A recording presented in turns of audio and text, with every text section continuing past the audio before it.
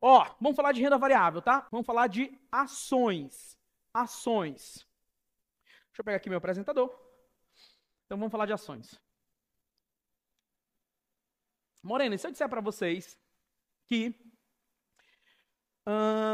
a empresa Marcos Maluf quer lançar suas ações no mercado. A empresa Marcos Maluf vai lançar suas ações no mercado. Porra, Marcão, massa, como é que funciona isso? Como é que tu vai fazer isso? Bom, eu vou lançar as nossas ações no mercado. Para isso, eu preciso contratar, ali, eu chamar um banco de investimento, uma corretora distribuidora de títulos e valores imobiliários.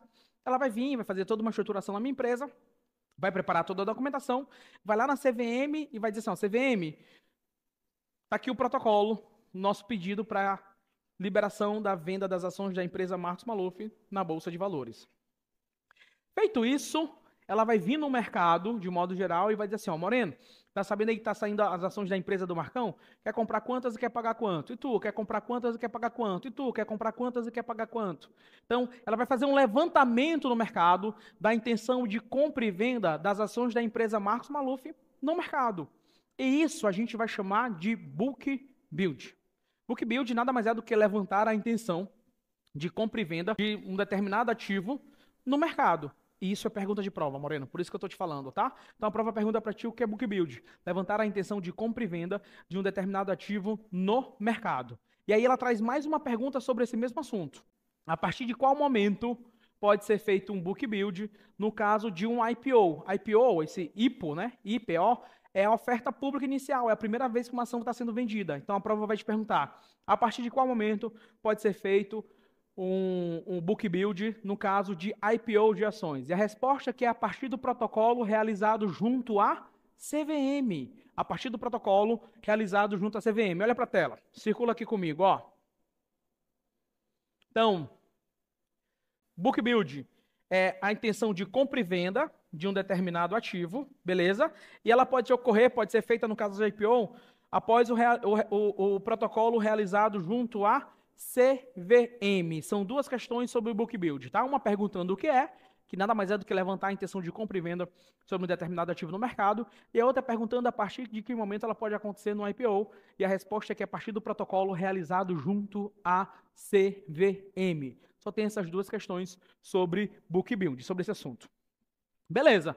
Marcão, uma vez que eu comprei as ações, como que essas ações são negociadas no mercado? Olhem para mim, não anotem agora, só olhem para mim.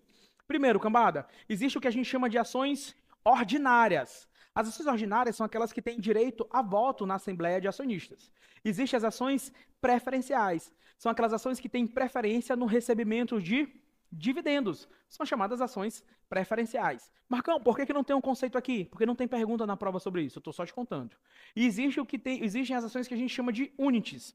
A unit nada mais é que um combo de uma ação ordinária mais uma ação preferencial. Moreno, circula a unit e coloca AM. Circula a unit e coloca AM. Apareceu, marcou. Circula a unit e coloca AM. Apareceu, marcou. Beleza? Circula a unit e coloca AM. Apareceu, marcou. Ok?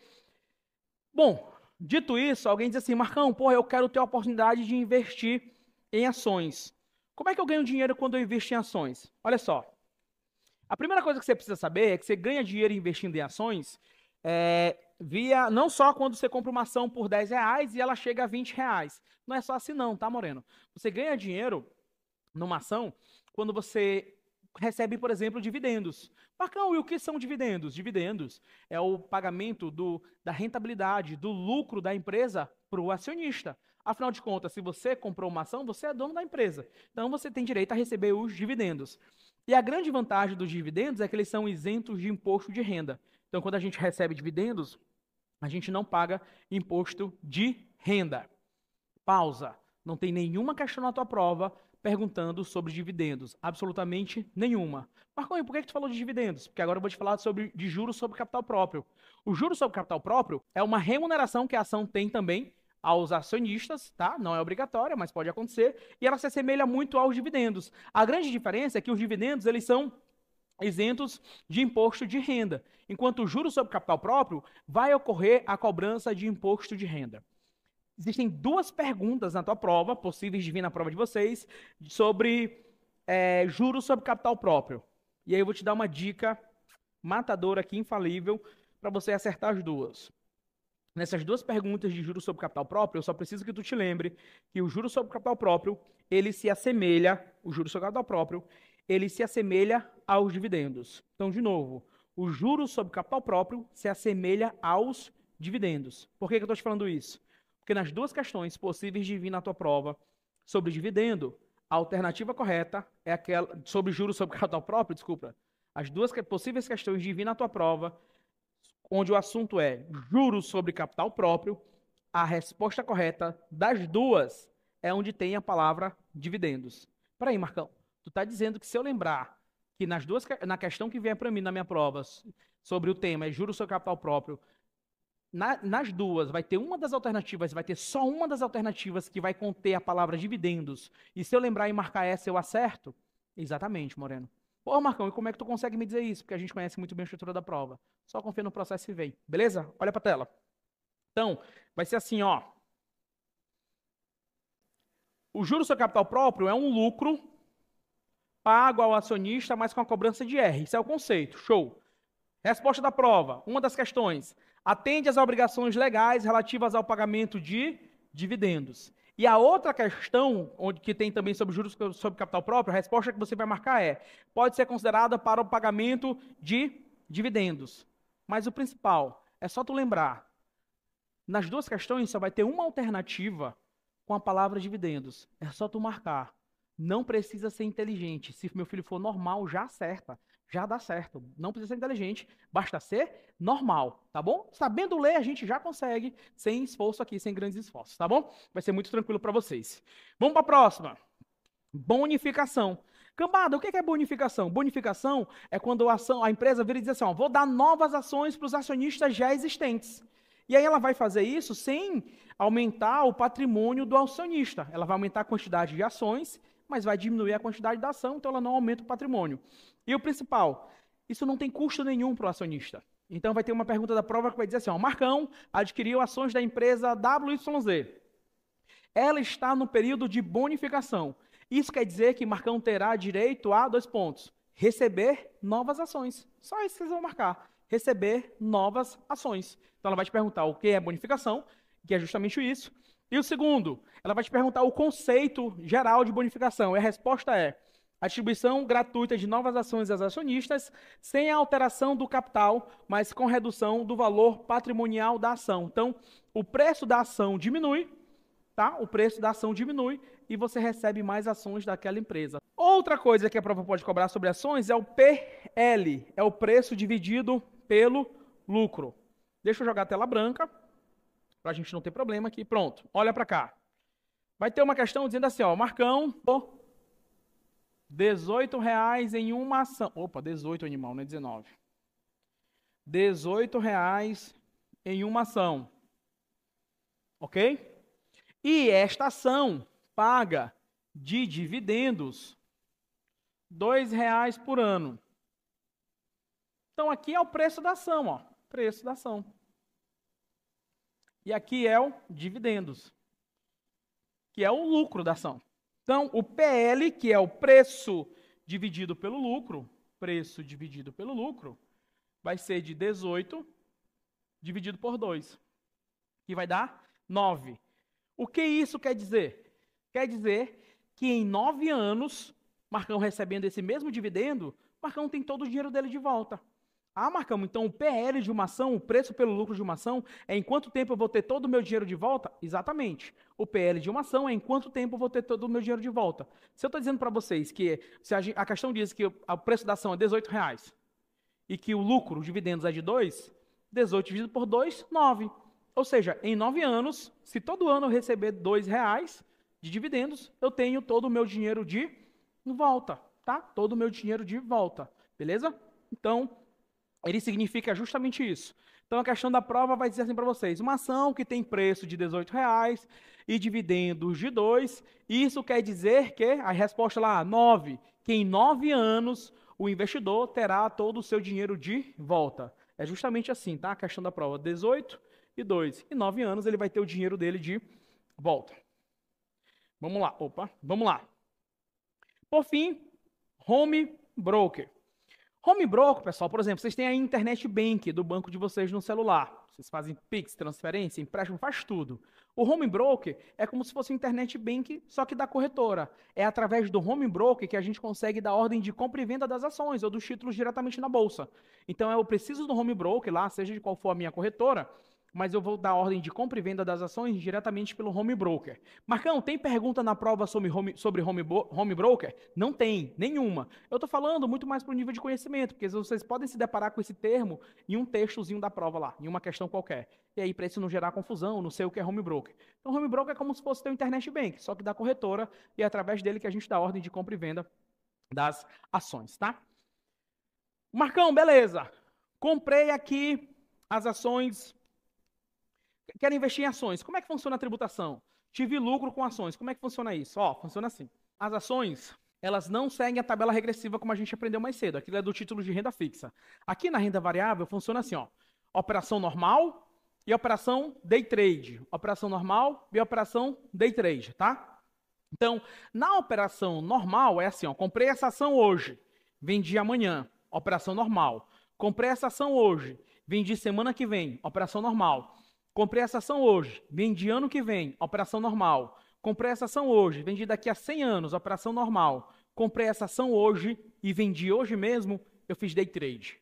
Então, day trade é quando eu compro e vendo o ativo no mesmo dia. Operação normal. Se eu comprar hoje e vender qualquer dia, a não ser hoje, eu fiz uma operação normal. Day trade é quando eu compro e vendo o ativo no mesmo dia. Então, vão ter só esses dois tipos de tributação na renda variável, de modo geral. No day trade, a cobrança de imposto vai ser de 20%, sendo 1% na fonte. Na operação normal, vai ser 15% de imposto, sendo 0,005 na fonte, ok? Esse 0,005 na fonte, ninguém precisa memorizar. A prova não vai cobrar isso para vocês. Bora para cá. Beleza? Então, Marcão, ok. É possível fazer compensação de perda com ações? Pergunta de prova. É. Marcão, eu preciso saber o que é compensação de perda? Não precisa, tá? Mas é possível fazer compensação de perda, desde que seja day trade com day trade e operação normal com operação normal. Então, eu compenso day trade com day trade e eu compenso operação normal com operação normal, ok? Day trade com day trade, operação normal com operação normal. Beleza? Assim que funciona, tá? Então, ó, olhem para cá. Isso aqui é o que vocês amam. Gráfico. Vocês gostam de gráfico? Não. Eu sei disso. A cara de vocês é maravilhosa. Eu sei disso, gente. Mas eu preciso dizer para vocês o seguinte. Olhem para mim. Eu tô aqui para facilitar a vida de vocês, tá? Então, vocês têm duas opções. Olhem para cá. Olhem para a tela. Vem comigo para a tela, ó. Você pode olhar para esse gráfico aqui, ó. Esse gráfico aqui. E lembrar que ele representa tag along. Você pode olhar para esse outro gráfico aqui e lembrar que ele representa diversificação. Ou, cadê? Olhem para cá, olhem para mim, essa vocês vão amar. Vocês podem pegar esses dois nomes e escrever assim, ó. Escrever assim, ó.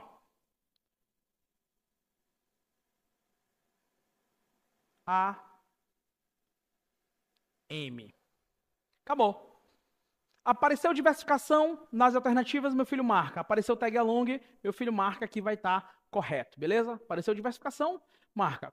Apareceu tag along, marca que vai estar correto. Vocês gostam dessa moleza, né? Vocês gostam disso, né? Vamos para cá. Marcão, beleza, quero comprar ações.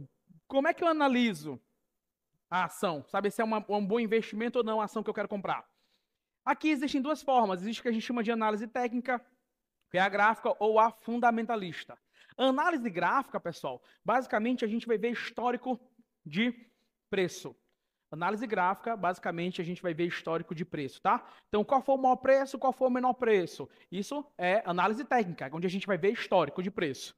E análise técnica, eu preciso que vocês saibam disso. Na análise técnica, a gente analisa suporte e resistência. Então, suporte e resistência fazem parte da análise técnica. Preciso que vocês saibam disso para a prova.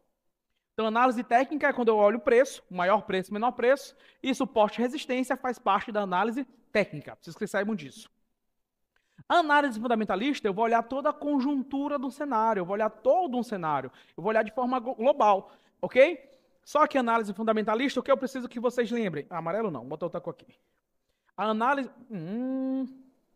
análise fundamentalista, eu preciso que vocês lembrem que ela fala do cálculo do preço da ação pelo modelo presente dos dividendos. Então, a análise fundamentalista faz o cálculo do preço da ação pelo modelo do valor presente dos dividendos, enquanto a análise técnica analisa suporte e resistência. Só preciso que vocês se lembrem disso, tá? Tá no simulado, vocês vão conseguir praticar. Então, análise técnica, suporte e resistência, análise fundamentalista, cálculo do preço da ação pelo modelo do valor presente dos dividendos, tá? Vamos lá, cambada. Ó, deixa eu ir para cá. BDR, ADR e GDR. Marcão, eu quero comprar uma ação da Disney.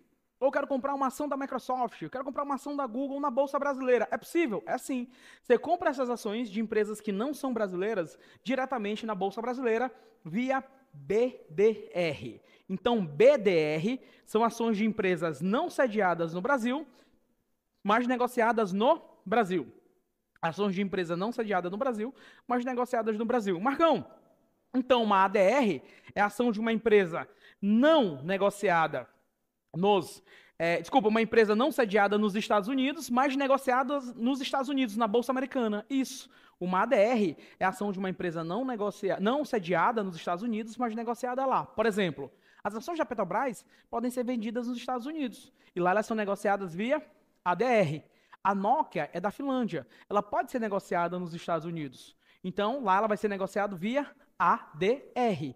Ok? Então, BDR, ações de empresas não brasileiras, mas negociadas na Bolsa Brasileira.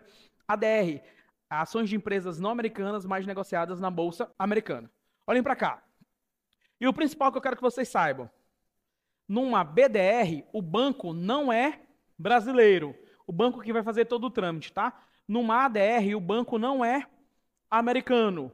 E em uma, existe a GDR. A GDR é a que deve vir, a mais comum de vir para vocês. A GDR, ela é global, ou seja, quando não for falando nem da Bolsa Americana e nem da Bolsa Brasileira. A questão da prova é uma só, cai tanto para 20 quanto para CEA. Vai dizer para vocês o seguinte, ó. Ela começa dizendo assim para confundir. As ações de uma empresa brasileira estão sendo negociadas na Bolsa Inglesa. Aí a galera, uma empresa brasileira já pensa num BDR. Não, Moreno, BDR é ações de empresas não sediadas no Brasil, mas negociadas na Bolsa Brasileira, tá? Então essa questão começa dizendo, as ações de uma empresa brasileira estão sendo negociadas na Bolsa Inglesa. Lá, elas serão negociadas via resposta GDR, tá bom? Lá elas serão negociadas via GDR, ok? Então, esse é o principal, é o mais provável vir na prova de vocês, é a questão da GDR, tá? Derivativos. Muita atenção, tá? Muita atenção, porque eu sei que é um assunto que gera dúvida em muitas pessoas, e o jeito que a gente explica é bem tranquilo, bem simples, eu preciso que vocês me acompanhem, tá? Bem direitinho, pra gente não ter erro aqui quando falar de derivativos. Então, derivativos, cambada, basicamente são 4. Quais são eles? Mercado a termo, mercado futuro, swap, mercado a termo, mercado futuro, swap e opções. São esses 4, tá? Então, Marcão, preciso saber que são esses 4? São, porque a prova já trouxe, só que ela tem um certo tempinho que ela não traz, mas ela já trouxe no passado. Quais são os derivativos existentes? Mercado a termo, mercado futuro, swap e opções. São esses 4, ok? Então, a gente começa falando de opções. E eu quero que vocês entendam o seguinte, quando eu estiver falando de opções. Opções, faz de conta que esse aqui é um carro que eu quero negociar. Esse carro aqui é do Gustavo, beleza? Esse carro aqui é do Gustavo e eu quero comprar esse carro do Gustavo. Então, eu vou contar uma historinha, primeira vez, aí depois eu vou repetir a mesma história com um pouco mais de informação. Depois eu vou a terceira vez com a mesma história, um pouco mais de informação, para ficar muito claro para vocês que é um contrato de opção. Então, olhem para cá. Eu estou comprando esse carro aqui na mão do Gustavo. E o Gustavo está me pedindo nesse carro 100 mil reais, tá? Então, de novo, qual o preço que o Gustavo está me pedindo no carro? 100 mil reais. Aí eu disse assim para ele, cambado, Gustavão, fechado, eu vou comprar teu carro aí por 100 mil reais. Ele, Marcão, pois faz o Pix. Eu disse, não, Gustavão, mas eu não vou comprar teu carro agora. Eu tenho a intenção de comprar o teu carro, mas não quer dizer que eu vá comprar teu carro agora não. Eu quero comprar teu carro daqui a 30 dias. Ele, não, então tá bom, Marcão, vou mandar dar uma higienizada no carro, dar uma limpada no carro e vou te vender o carro por 100 mil reais daqui a 30 dias. Eu falei, então, Gustavão, não é que daqui a 30 dias também seja certeza comprar teu carro. Eu só quero ter o direito de poder comprar teu carro daqui a 30 dias por 100 mil reais, se assim eu quiser fazer. Aí sabe o que o Gustavo me disse, galera? Porra, Marcão, mas aí tu ferra comigo, porque se daqui a 30 dias tu decidir não comprar meu carro, eu não te vendi, não vendi pra ninguém e fiquei na merda. Eu falei, verdade, Gu, verdade, vamos ajustar isso?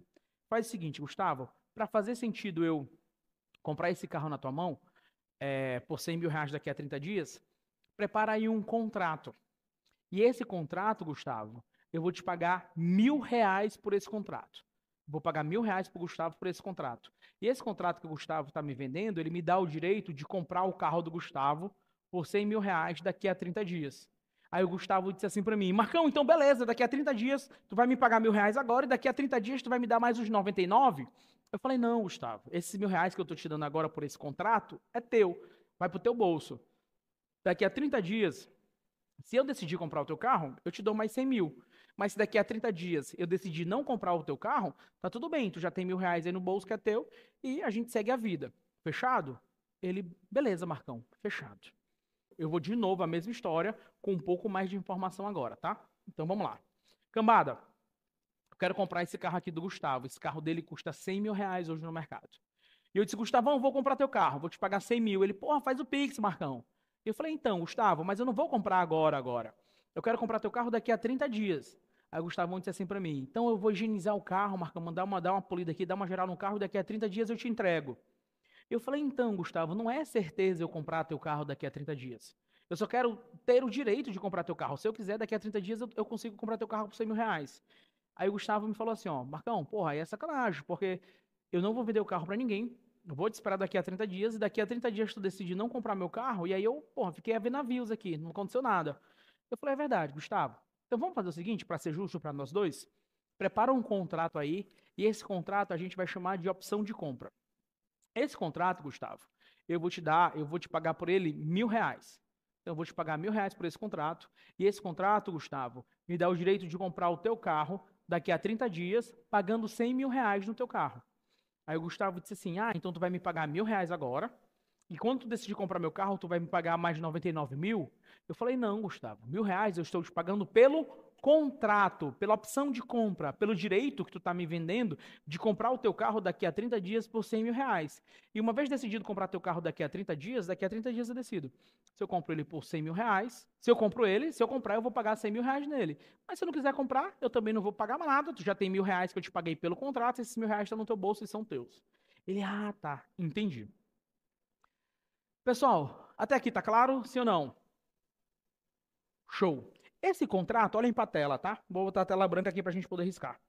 Esse contrato, a gente está se referindo a uma opção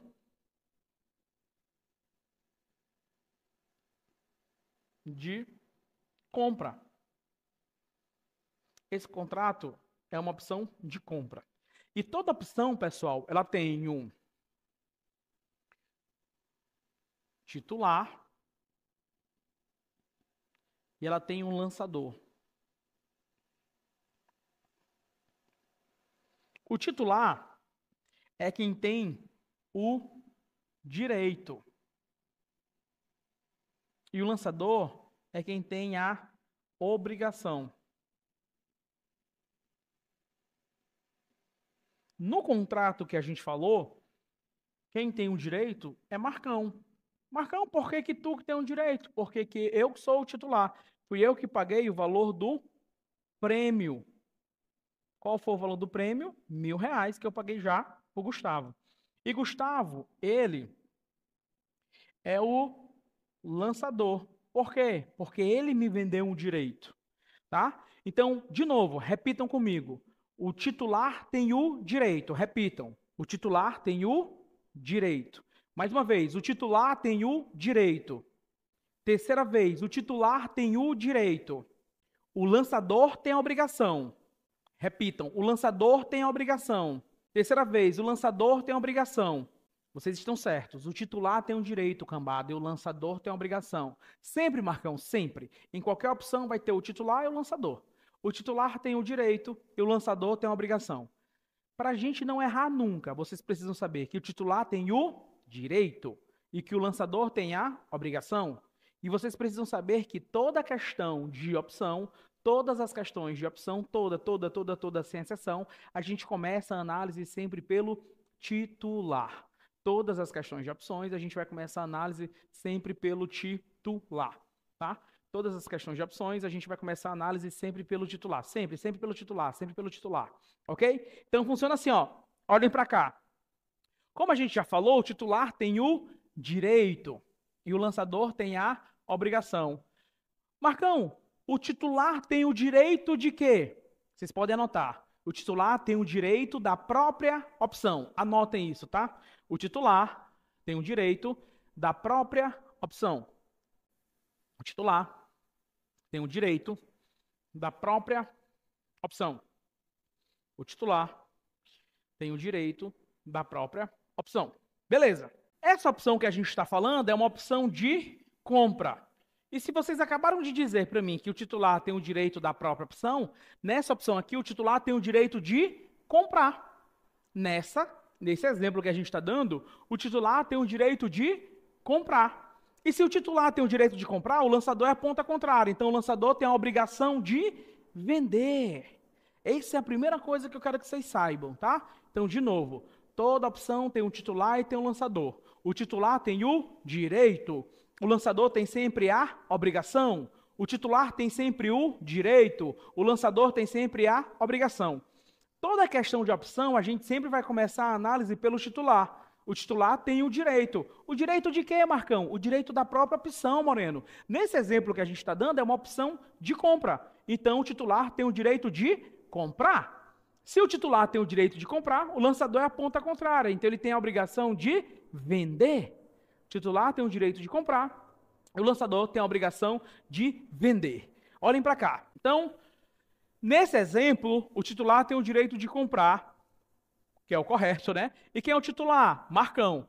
Por que ele tem o direito de comprar? Porque é o direito da própria opção. E aqui a gente está falando de uma opção de compra. E o lançador tem a obrigação contrária, a obrigação de vender. Se o titular tem o direito de comprar, o lançador vai ter a posição contrária, a obrigação de vender.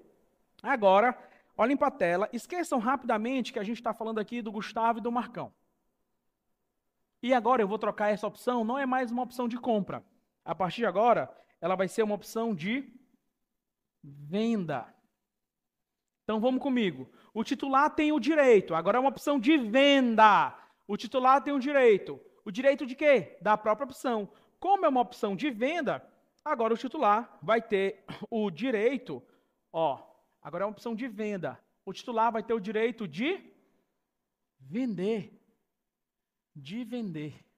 Porque agora a gente está passando de uma opção de venda. Se o titular tem o direito de vender, o lançador tem a obrigação de comprar.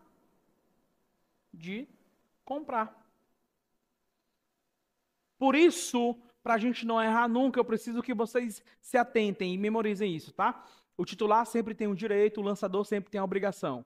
A gente vai começar toda a questão de opção analisando pelo titular. Todas as questões de opções a gente começa a análise pelo titular. Se o titular tem o direito de quê, Marcão? Da própria opção. Como agora a gente está falando de uma opção de venda, o titular tem o direito de vender. E se o titular tem o direito de vender, o lançador tem a obrigação de comprar, porque ele é a posição contrária, a obrigação de comprar, tá? Então, vou apagar tudo, olhem para a tela. Questão de prova.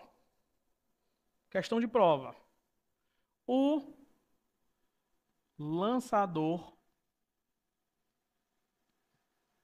de uma opção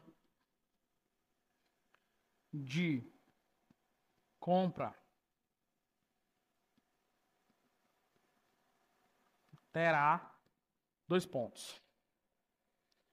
Letra A. Deixa eu botar bonitinho. Letra A. Obrigação de comprar. Letra B, direito de comprar. Letra C, obrigação de vender. E letra D, direito de vender. Então vamos lá. O lançador de uma opção de compra. Primeiro, ó, tá falando do lançador de uma opção de compra. Só que o que eu combinei com vocês? Que sempre a gente vai começar a análise de qualquer questão de opções pelo titular ou pelo lançador? Pelo titular. Sempre pelo titular. Então aí tu vai pegar na tua folhinha lá, quando ver a questão, tu tem uma folha que tu recebe em branco, que eles chamam de folha de rascunho. A gente vai botar, ó, o titular. Aí tu bota assim, ó, titular. Aí eu pergunto para vocês, de acordo com o que a gente conversou, o titular, ele tem o direito ou o titular tem a obrigação? Direito ou obrigação, cambada? O titular tem o direito. E ele tem o direito de quê, cambada? O direito da própria opção. Nesse caso, é uma opção de compra. Então, o titular tem o direito de comprar. E eu te pergunto, se o titular tem o direito de comprar, o lançador tem a obrigação de vender. Então, o lançador tem o quê? Obrigação de vender. É só marcar. Obrigação de vender. Tá aqui, ó. Letra C, a nossa resposta correta. Primeira pergunta, eu vou fazer outro exemplo com ela, porque ela é muito provável de ir na prova de vocês. Entenderam o racional da questão? Primeiro, toda operação de opções tem titular e lançador. A gente começa a análise de toda e qualquer questão de opções sempre pelo titular. O titular tem o direito e o lançador tem a obrigação, tá? Aí olha como é que vem. Marcão, pode vir desse jeito na minha prova? Pode, desse jeito. Mas pode vir assim também, ó. Olhem para a tela.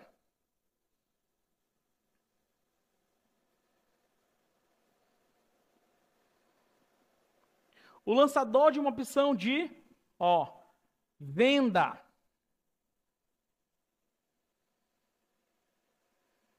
O lançador de uma opção de venda agora.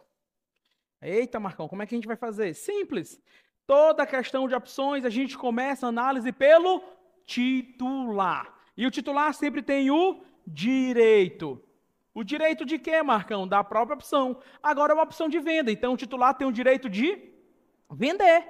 Então, o titular, direito de vender.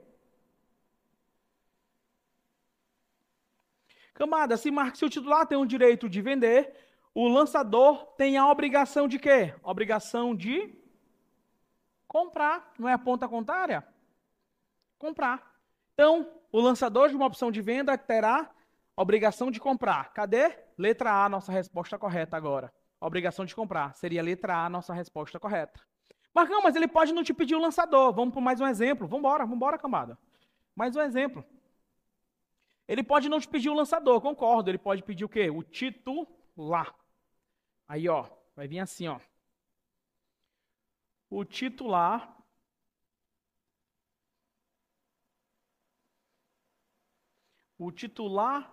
de uma opção de venda terá. Aí, de novo, cambada, eu pergunto para vocês. Análise de opções, a gente começa por quem? Pelo titular ou pelo lançador? De qualquer questão, pelo titular. Pelo titular, perfeito. E o titular tem o quê? Tem o direito. O direito de quê? Da opção. Essa opção agora é uma opção de quê? De venda. Então, o titular tem o direito de vender. Já está respondido, é só marcar. Direito de vender. Seria a letra D de dado. Beleza? Então, para a gente não errar nenhuma questão de opção, é só a gente lembrar, todas as questões, toda a estrutura de opção, ela tem sempre um titular e um lançador, onde o titular tem o direito, o lançador tem a obrigação. Titular tem um direito, o lançador tem uma obrigação. Marcão, o titular tem um direito de quê que você está falando aí? O direito da própria opção. Se for uma opção de venda, ele tem o direito de vender. Se for uma opção de compra, ele tem o direito de comprar. E o lançador vai ser sempre a ponta contrária do titular, cambada, tá bom? Sempre a ponta contrária do titular. Por isso, vamos para cá, ó. Opa. A ponta contrária. Nossa, eu passei foi muito, desculpa. Do titular. Aqui. Sempre a conta contrária do titular, ok? Aí eu preciso que vocês saibam também qual é o conceito geral de opções. Conceito geral de opções. Por quê, Marcão? Porque tem uma questão na prova perguntando isso. É um instrumento financeiro que confere ao seu titular o direito de comprar ou vender um ativo objeto a um preço pré-determinado. Beleza? A um preço pré-determinado. Preciso que vocês saibam esse conceito aqui. E por fim, eu preciso que vocês saibam que toda opção... Opa!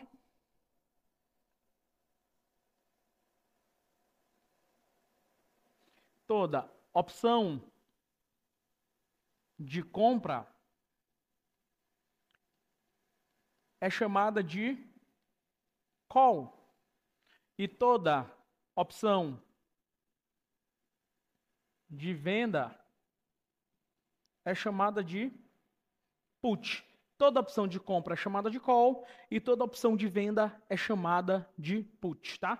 Toda opção de compra é chamada de call e toda opção de venda é chamada de put. Beleza. Aí tem mais uma coisinha que eu preciso que vocês saibam. Vamos para cá. Aqui não precisa anotar o que eu vou falar agora, só ouve aí, tá? Não precisa anotar não, sem desespero. Seguinte, vou voltar para o exemplo lá do carro e do Gustavo. Ó, eu estou negociando com o Gustavo o carro, como eu falei para vocês, a R$100 mil é o nosso preço de exercício, é o nosso strike. E aqui a gente está fazendo uma opção, eu fiz com o Gustavo uma opção de compra. Ou seja, eu sou o titular, eu tenho o direito de comprar. Mas, pessoal, lembra, eu sou titular, eu tenho o direito de comprar, tem uma opção de compra. No dia do vencimento da minha opção com o Gustavo, no mercado, o que é o mercado? A loja, na loja de vender carro. O carro que eu estou negociando com o Gustavo, ó, R$100 mil, meu preço de compra no carro do Gustavo, R$100 mil, tá? É o preço de exercício da nossa opção. Então, daqui a 30 dias eu quero ter o direito de comprar o carro de Gustavo por R$100 mil. Passaram-se os 30 dias, chegou o dia de vencimento desse contrato, olhem para cá. Se na loja o carro de Gustavo tiver igual ao de Gustavo, R$80 mil, eu vou exercer o meu contrato e comprar o carro na mão de Gustavo por 100 mil, ou eu vou até a loja e compro o meu carro por 80 mil. Loja ou Gustavo? O que vocês acham? Vou para a loja ou vou de Gustavo? A gente vai para a loja, tá? Então, por quê? Quem compra quer comprar mais barato. Eu não sou burro. Se eu for comprar na mão do Gustavo, eu vou pagar 100 mil. Ora, o carro igual dele está na loja 80 mil. É claro que eu vou para a loja. Então, eu não vou exercer aqui o meu contrato, a minha opção. Eu não vou exercer o meu direito, que é de comprar o carro na mão de Gustavo por R$100 mil. Por quê, Marcão? Porque na loja está mais barato. E eu não sou burro. Eu vou querer pagar 100 mil na mão do Gustavo? Não, eu vou comprar um carro igual dele na loja por 80 mil.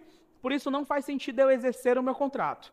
Toda vez que não fizer sentido eu exercer o meu contrato, tá? Quando não fizer sentido exercer o meu contrato, eu vou dizer que exercer a minha opção, eu vou dizer que essa opção está out of the money. Não precisa anotar isso, não precisa.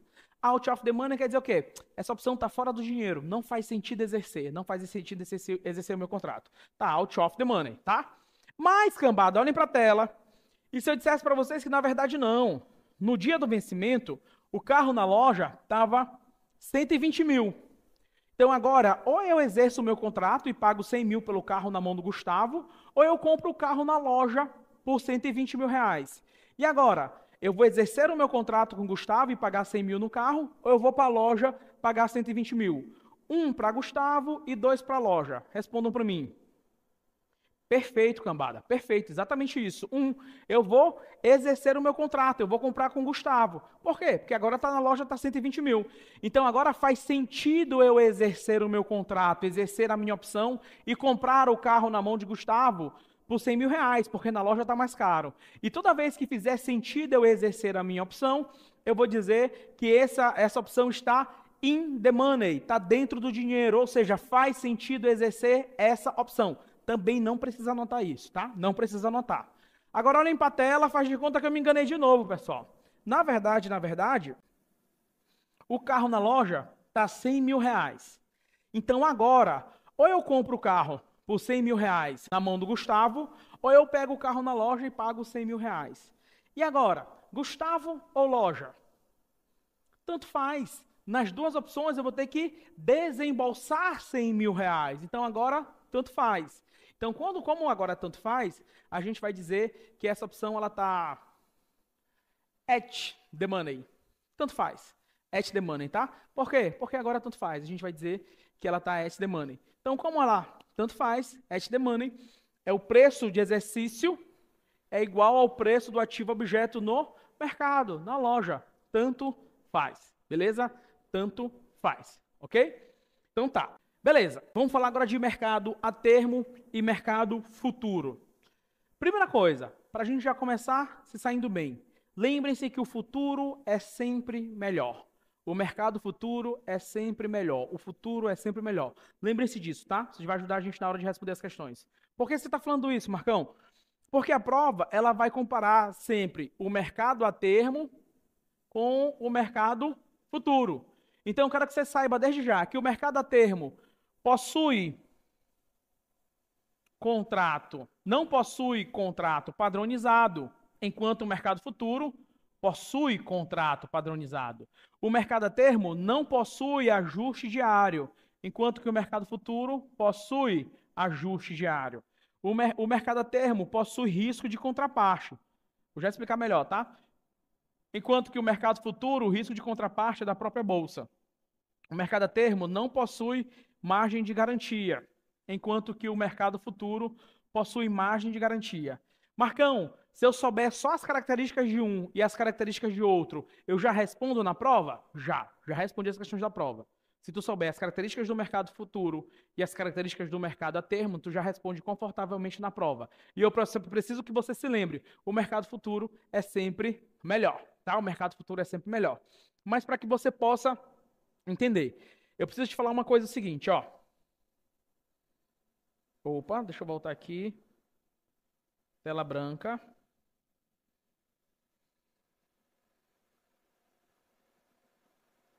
Olhem para cá.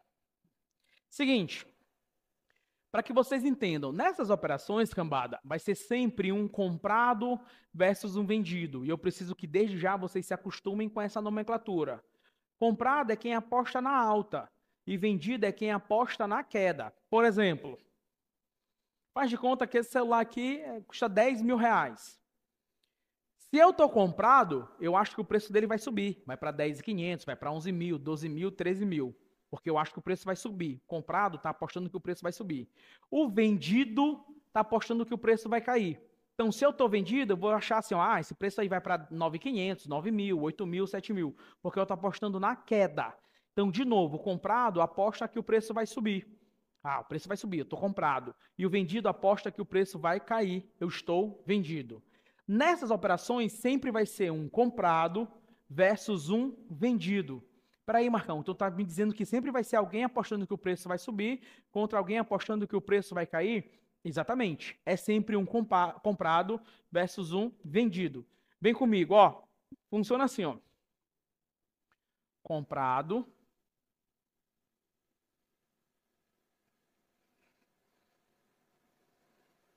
Vendido. Então imagina que essa galera aqui, ó, comprado com vendido, eles começaram a apostar na saca de milho. E começaram com a aposta a 50 reais. Aí foi ontem. No dia seguinte, a saca de milho foi para 80. Moreno, de 50 para 80, o preço caiu ou subiu? De 50 para 80, o preço subiu. Quem ganhou a aposta? Ganhou a aposta quem estava comprado, quem estava apostando na alta. E o vendido perdeu. Então, o comprado recebe um crédito de 30 reais, que foi essa diferença. Ele ganhou a aposta porque o preço subiu. E o vendido recebe um débito de R$ 30. Isso é o que a gente chama de ajuste diário. Não precisa saber, a prova não vai te exigir, não vai ter cálculo sobre isso. Eu estou só te mostrando, tá? Então, é isso que acontece. Marcão, mas espera aí. Então, se tem ajuste diário, tu está dando um exemplo ali de mercado, tu está dando um exemplo de mercado futuro. Isso. Marcão, então sempre vai ser um comprado versus um vendido? Isso. Marcão, e se, por exemplo, em algum momento tu não quiser pagar essa pessoa? Então, por exemplo, sou eu e o Gustavo de novo. Eu sou comprado, o Gustavo é vendido. Quando eu entro no mercado futuro, o que que a bolsa faz? Ela trava um dinheiro lá na minha conta da corretora. É isso que a gente chama de margem de garantia. Ela trava um dinheiro. Ela diz assim, ó, Marcão, pode ficar tranquilo, pode operar aí, que eu já travei um dinheiro na tua conta e na conta do Gustavo. Se o Gustavo em algum momento não quiser te pagar, eu, B3, debito a conta dele e te pago. E a bolsa fala isso pro Gustavo também. Gustavão, fica tranquilo. O risco de contraparte é meu da B3. Eu já travei um dinheiro ali na conta do Marcão e na tua. Já fiz a chamada margem de garantia. Se o Marcão der uma de doido e não quiser te pagar, eu, Bolsa de Valores, vou lá e te pago e debito a conta do Marcão. Então, por que que a bolsa faz isso no mercado futuro? Ela só faz isso, ela só assume esse risco de contraparte, que é o risco de um não pagar o outro, porque ela já travou um dinheiro tanto na minha conta quanto na conta do Gustavo, que é o que a gente chama de margem de garantia. Então, o mercado futuro tem margem de garantia e no mercado futuro o risco de contraparte é da B3. Aí, olhem para mim, olha o que a prova voltou a cobrar esse ano. Ela já cobrou isso no passado e voltou agora a cobrar. Esse ano não, nessas provas de agora de março já veio, tá? Não tem aquele produto que vocês fazem para o cliente que às vezes ele nem sabe, ele só assina, que é o seguro prestamista? Pois é, o seguro prestamista ele busca reduzir o risco de contraparte, tá? E isso é questão de prova. O seguro prestamista visa reduzir o risco de contraparte, tá? Vai dar contraparte. De acontecer alguma coisa e outro cara não conseguir te pagar, pelo menos vai ter uma parte do recurso ali para cobrir a operação. Então anotem essa observação, tá? O seguro prestamista reduz o risco de contraparte. Pode anotar isso que isso é questão de prova agora, tá?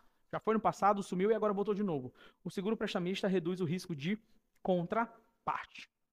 Beleza? Então o seguro prestamista ele vai reduzir o risco de contraparte. Aí continua olhando para cá. Beleza, Marcão. E no dia seguinte? Cara, no dia seguinte o preço saiu de 80 e foi para 120. De 80 para 120, Moreno, o preço subiu. Se o preço subiu, ganhou a aposta quem? O comprado. Então o comprado recebe um crédito de 40, porque agora subiu 40 ó, de um dia para o outro. E o vendido recebe um débito de 40. Aí no dia seguinte, Marcão, o preço foi, sabe para quanto? Foi para 90. E de 120 para 90 caiu. Caiu quanto? Caiu 30. Então comprado agora, quem ganhou a aposta quando o preço cai? Quem ganha a aposta é o vendido. Então o vendido recebe agora um crédito de R$ 30, que foi a diferença, e o comprado recebe um débito de R$ 30, que foi a diferença. Isso aqui não vai cair para vocês, esse cálculo, só esses conceitos, tá? Então, o que eu preciso que tu entenda. Primeira coisa, o risco de contraparte no mercado futuro é da B3. Beleza? E por que ela assume esse risco? Porque ela já fez o que a gente chama de margem de garantia. Travou um dinheiro na conta do Marcão, travou um dinheiro na conta do Gustavo, que está operando contra o Marcão. Comprado, aposta que o preço vai subir. Vendido, aposta que o preço vai cair. E não te esquece, risco de contraparte, o seguro prestamista visa reduzir o risco de contraparte. Vai ter uma questãozinha sobre isso na tua prova. Então te atenta para a gente não errar. Ok? Para a gente não errar. Show de bola. Por fim, eu preciso que você saiba o que é uma NDF. NDF é um contrato a termo que negocia dólar. Só preciso que você saiba disso. Por quê? Porque tem uma questão da prova que ele vai te perguntar se a pessoa, para se proteger, vou já entrar nesse mérito, precisa comprar ou vender dólar. Na alternativa correta, ele vai trocar dólar, a palavra dólar, por NDF. Então, já memoriza aí. NDF é um contrato que negocia dólar, que negocia moeda, que negocia dólar. Beleza? Negocia dólar, tá? Então, ó, vou dar um exemplo aqui para vocês. Só para ficar mais claro agora sobre o que eu quero falar. Eu volto já para swap, segura. Antes eu quero falar sobre isso aqui, só sobre proteção. Eu volto já para swap. Tá? Mas se eu não falar isso aqui, vocês não vão entender. Então, ó, existem alguns tipos de participante no mercado de derivativos. Existe o que a gente chama de hedge. Hedge é aquele cara que faz proteção. Ele não quer ganhar mais dinheiro. Ele só quer proteger o que ele já tem. Ele não quer ganhar mais dinheiro. Ele quer só proteger o que ele já tem de mercado, beleza? Então, ó, vou te dar um exemplo. Vem cá, Rodrigão e Marília, só para me usar vocês como exemplo. Vem cá rapidão. Só para ficar mais fácil para a galera. Então, ó, hedge é aquele cara que quer se proteger do mercado. Então, hedge é o cara que quer se proteger no mercado, beleza? Então, o cara que quer se proteger no mercado, eu preciso que vocês saibam o seguinte: para se proteger, isso vai chocar vocês, isso vai surpreender vocês, mas memorizem isso. Para se proteger, ele precisa apostar no medo dele. Então, o investidor, o cara quer fazer hedge, quer fazer proteção, para se proteger, ele precisa apostar no medo dele. Para se proteger, ele precisa apostar no medo dele. Circulem aí, hedge apostar no medo. Para se proteger, ele precisa apostar no medo dele. Como assim, Marcão? Pensem comigo. Ó, por exemplo, a Marília, ela é exportadora. Então, ela vende lá para fora. Então, a Marília, ela é exportadora, ela vende lá para fora, ela vende celular lá para fora e recebe em dólar. A Marília é exportadora, ela vende lá para fora e recebe dólar. Faz assim, Marília. Esse aqui é o patrimônio da Marília em dólar, tá? Esse é o patrimônio da Marília em dólar. Então, assim o patrimônio da Marília diminui, assim ele aumenta. Então, está aqui o patrimônio da Marília em dólar. A Marília é exportadora. Pergunto para vocês, qual é o medo da Marília? Do dólar subir ou do dólar cair? Marília é exportadora, ela vende lá para fora, isso aqui é tudo dólar. Qual é a preocupação dela, agora que ela está aqui no Brasil? É do dólar subir ou do dólar cair? Do dólar cair, pessoal. Porque se o dólar cair, olha o que acontece com o patrimônio da Marília. Diminui, tá? Olha como era, caiu o dólar. Diminuiu o patrimônio da Marília, porque o patrimônio dela está em dólar, já que ela é exportadora. Então, a Marília, para se proteger, ela precisa, o medo dela é do dólar cair. E eu acabei de te dizer que hedge é proteção, e para fazer proteção precisa apostar no seu medo. A Marília, para se proteger, ela precisa operar vendida no dólar, tá? De novo, olhem para mim, olhem para a tela. A Marília, para se proteger, qualquer pessoa para se proteger precisa apostar no seu próprio medo. O medo da Marília, que é exportadora, é do dólar cair, tá? Porque se o dólar subir, olha o que acontece com o patrimônio dela. Ela vai ficar mais rica, o dólar subiu, o patrimônio dela está em dólar, ela vai ficar mais rica, tá? Então, o medo dela é do dólar cair. Então, a Marília, para se proteger, fez uma operação de hedge, apostou no seu próprio medo, se protegeu. Então, aqui agora, ó, ela está vendida no dólar. Ela está vendida no dólar. Então, olha o que aconteceu, o dólar caiu, olha o que aconteceu com o patrimônio da Marília. Diminuiu, porque o dólar caiu. Mas ela não está vendida no dólar aqui, ela não fez uma aposta vendida, apostando na queda do dólar, e o dólar caiu. O patrimônio dela diminuiu, mas nessa operação ela ganhou. Então aqui, ó, ela se protegeu do mercado, porque ela apostou no próprio medo. Agora, de novo, olha se a Marília tivesse operado comprado no dólar. Antes ela estava vendida, ela estava correta, porque para se proteger precisa apostar no seu medo. O medo dela é do dólar cair, então ela estava protegida correta na operação anterior. Agora ela não sabia, estava desavisada e a Marília fez uma operação aqui comprada no dólar, tá? Comprada no dólar. Só que o dólar caiu. Olha o que acontece com o patrimônio da Marília. O dólar caiu. Caiu. O patrimônio da Marília diminuiu. Só que aqui ela está comprada, então aqui ela ganharia dinheiro se o dólar tivesse subido, só que o dólar caiu, então ela também perdeu dinheiro aqui. Então o patrimônio da Marília vai ficar menor ainda. Por isso, para se proteger, é preciso apostar no seu próprio medo. Para se proteger, é preciso apostar no seu próprio medo. Agora vamos pegar aqui o Rodrigão. O Rodrigão é o contrário, o Rodrigão ele é importador, ele compra lá de fora. O medo dele é do dólar disparar, porque se o dólar disparar, ele tem que desembolsar mais dinheiro para comprar dólar. Então, olha o patrimônio do Rodrigão, faz teu patrimônio aí, Rodrigão. Está aqui o patrimônio do Rodrigão, só que o Rodrigão agora ele é importador. Ele é a ponta contrária, ele compra lá de fora. E o medo do Rodrigo é do dólar, agora a preocupação do Rodrigo é do dólar subir. Enquanto a Marília, o medo dela era do dólar cair, porque ela é exportadora, o Rodrigão, que é importador, o medo dele é do dólar subir. E aí Rodrigo, para se proteger, como o medo dele é o dólar subir, ele fez uma operação comprado no dólar. Aqui, ó, comprado no dólar. Aí, pessoal, o dólar subiu. Como o dólar subiu, o patrimônio do Rodrigão, ó, diminuiu. Mas ele estava comprado no dólar. Então, aqui ele ganhou essa aposta, logo aqui o patrimônio dele volta ao normal. Então, percebam, a ideia aqui, pode baixar a mão, Rodrigão, senão vai ficar com dor. Então, percebam, a ideia aqui é vocês entenderem o seguinte. O comprado aposta na alta, o vendido aposta na queda. E o principal, hedge é proteção. E o cara que faz proteção nesse mercado, ele não quer ficar rico. Ele só quer manter o patrimônio dele. Marcão, porra, entendi. E para fazer proteção eu preciso fazer o quê? Apostar no próprio medo. Anotem isso aí, eu não sei se tem ali no slide, circula. tá? Apostar no próprio medo. Tem ali. Apostar no próprio medo. Não esqueçam disso. Para fazer proteção, é preciso apostar no próprio medo. Obrigado, meninos. Beijo. Tá? Para fazer proteção, é preciso apostar no próprio medo. Beleza, eu já volto para cá. Deixa eu voltar agora aqui, ó. Swap. Swap é troca. Troca de indexador. Tá? Como assim, Marcão? Olhem para a tela. Opa. Tela branca. Olhem para a tela. Eu fui lá no banco de vocês e fiz um CDB pré-fixado. Pré. Só que agora eu acho que os juros vai disparar. Cara, Selic vai disparar, porra, e eu fiz um CDB pré. Para não ter que resgatar esse CDB, já sei, eu vou trocar o indexador dele. Eu vou transformar ele pós. Como? Eu vou fazer um swap. E todo swap, pessoal, tem uma ponta ativa e tem uma ponta passiva. A ponta ativa no swap é quem eu acho que vai ter o maior resultado. Se eu era pré antes e agora eu quero ficar pós, é óbvio que no meu swap eu vou estar ativo no pós, porque pré eu já era, né? E agora, ativo no pós e passivo no pré. Então, swap é troca de indexador. Eu estava num CDB pré-fixado, só que agora o cenário mudou, eu acho que a Selic vai disparar, então eu preciso mudar, preciso ir para o pós. Então, para eu não ter que resgatar o meu CDB, eu vou lá no banco e digo assim, bicho, faz um swap para mim. Aí ele faz um novo produto e ele faz um swap. Eu fico agora ativo no pós e fico passivo no pré. Só que quem que está fazendo essa aposta comigo? Só para vocês entenderem. É o próprio banco. Essa operação é uma operação feita entre eu e o banco. Então, a gente está fazendo assim, ali a operação. Então, eu estou ativo no pós, achando que o pós vai ser maior, e passivo no pré. Para ficar claro para vocês, e a gente não ter problema com isso, o que eu fiz? Eu trouxe as duas questões da prova aqui, no próprio slide. Então, vai vir uma assim para vocês, ó.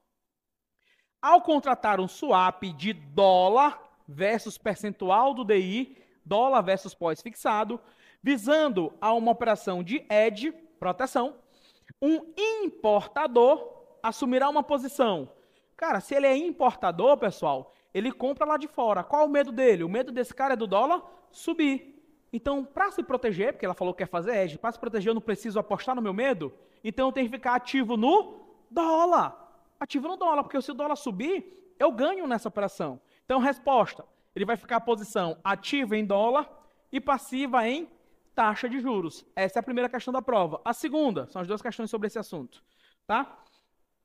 Ao contratar um swap de taxa DI, um pós-fixado, versus taxa pré, visando a uma operação de hedge, proteção, contra uma alta da taxa de juros. Qual o meu medo agora? O meu medo não é da alta da taxa de juros, o meu medo não é do juros subir. Já que o meu medo, cambada, é do juros subir, eu preciso apostar no meu medo. Então, eu preciso ficar ativo no pós e passivo no pré. Então, ó, ativo, posição ativa em taxa DI, que é o pós, e passivo em taxa pré-fixada. Tiverem com muita dificuldade nessa compreensão, nos exercícios vocês vão poder praticar, mas aqui estão exatamente as duas questões que a prova traz sobre isso, tá? Lembrando que o swap sempre tem uma ponta ativa e uma ponta passiva, ok? Então, e não se esqueçam, o swap também, ele tem uma coisa que é muito legal, e eu preciso que vocês saibam disso. Mercado futuro, mercado a termo e opções vão ter a mesma tributação das ações. Operação normal e operação day trade. Operação normal, 15%, sendo 0,005 na fonte. Operação day trade, 20%, sendo 1% na fonte. O swap, ele é o único derivativo que vai ser tributado que nem uma renda fixa. Não se esqueçam, tá? Anotem isso, tem ali, né? Ele é o único derivativo que vai ser tributado como uma renda fixa. Então, o swap, ele é o único derivativo que ele vai ser tributado como uma renda fixa. Anotem isso para a gente não errar e não ter problema, basicamente, com o swap. São as duas questões e lembre-se da tributação dele, que ele é tributado como uma renda fixa. Vamos lá, questão de prova aqui. Ó, do mesmo jeito que o hedge é um cara que quer fazer proteção e que para fazer proteção é preciso apostar no seu próprio medo, a gente tem ali na outra ponta o especulador. O especulador, pessoal, o day trade, por exemplo, aquele cara que compra e vende o ativo no mesmo dia, ele é um especulador. Ele entra e sai rapidamente das operações. Então, ele busca ganho com operações no curto prazo? Perfeito, está corretíssimo. 2, proporciona liquidez para o mercado? Perfeito, se esse cara está lá comprando e vendendo o tempo todo, ele está dando liquidez, ele está dando giro para o mercado, isso é ótimo. E nessa questão vai ter a opção número 3. 3, não apresenta relevância para o mercado. Vai estar errado, porque ele apresenta sim relevância para o mercado. Ele é muito importante para o mercado, tá? Por isso a 3 aqui vai estar errada. Então 1 e 2 estarão devidamente corretos. Por fim, nesse mercado também opera quem a gente chama de arbitrador. O arbitrador é aquele cara que vai obter ganhos operando o mesmo ativo em diferentes mercados. Mas o principal que eu quero que vocês saibam porque é a questão da prova. Segundo a MIMA, o arbitrador, ele obtém lucro sem correr, sem assumir riscos. Ele obtém lucro sem assumir riscos. Eu nem concordo com esse conceito. Dane-se também o que eu acho. O que importa é o que a MIMA acha. Tá? O arbitrador, ele opera sem assumir riscos. Então a gente tem essas 3 pessoas. Hedge, que é o cara que vai fazer proteção. Especulador, o cara que opera, entra e sai rapidamente de uma operação. O day trade é um especulador. O arbitrador, que é o cara que obtém ganhos sem assumir riscos. Beleza? É um cara que obtém ganhos sem assumir riscos.